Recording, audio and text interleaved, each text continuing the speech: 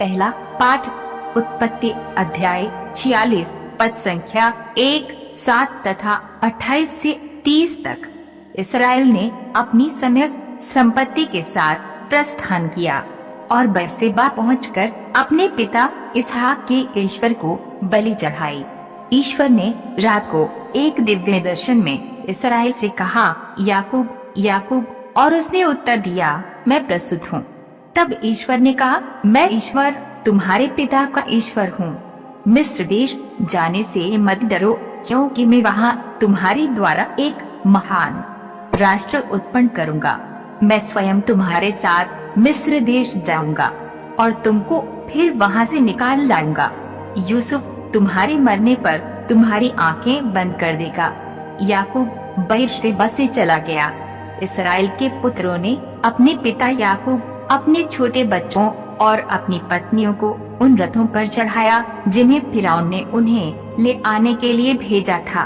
वे अपना पशुधन और जो कुछ उन्होंने कनान में एकत्र किया था वह सब अपने साथ ले गए। याकूब अपने सब वंशजों के साथ मिस्र देश पहुंचा। वह अपने पुत्रों और पौत्रों, अपनी पुत्रियां और अपनी पौत्रियों, अपने सब वंशजों को मिस्र ले आया। याकूब ने यूदा को अपने आगे भेजकर यूसुफ से निवेदन किया कि वह गोशेन में उससे मिलने आए। जब वे गोशेन पहुँचे तो यूसुफ अपना रथ मंगा कर अपने पिता इसराइल से मिलने के लिए गोशेन गया। अपने पिता से मिलकर उसने उसे गले लगा लिया और उससे लिपटकर वह देर तक रोता रहा।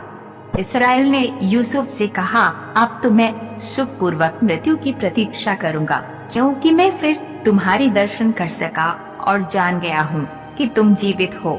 यह प्रभु की वाणी है।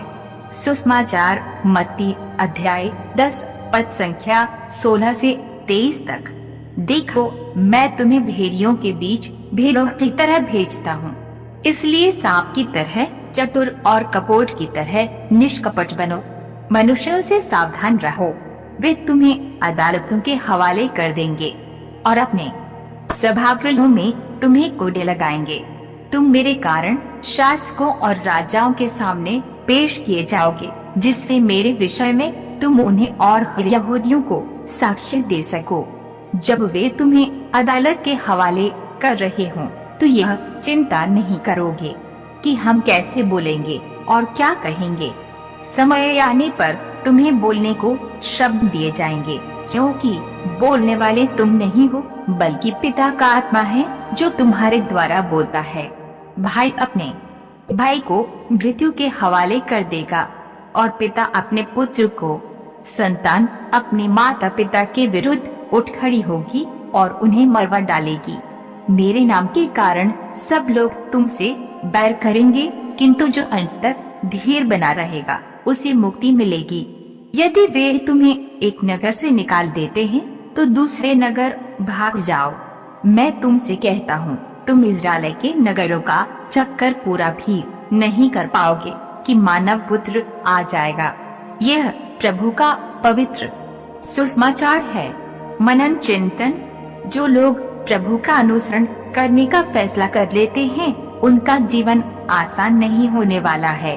उन्हें न केवल दूसरे लोगों से तिरस्कार मिलेगा, बल्कि अपने लोगों से भी नफरत और तिरस्कार ही मिलेगा।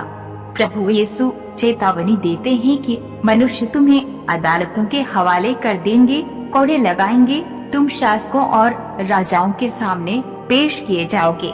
तुम्हारे अपने ही परिवार वाले तुम्हें मरवा डालने की कोशिश करेंगे। इस तरह का बर्ताव तो एक अपराधी या बहुत बुरे व्यक्ति के साथ किया जाता है। क्या प्रभु यीशु में विश्वास करना, उनके नाम में भरोसा करना एक खूंखार अपराध के समान है। यह एक युद्ध के जैसी स्थिति है, जहां अच्छाई और बुराई में युद्ध चलता रहता है।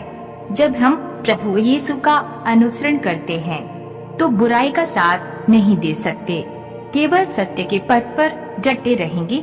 हो सकता है हमारा जीवन और व्यवहार बुरे लोगों को विचलित कर दे, लेकिन प्रभु सदा हमारे साथ हैं।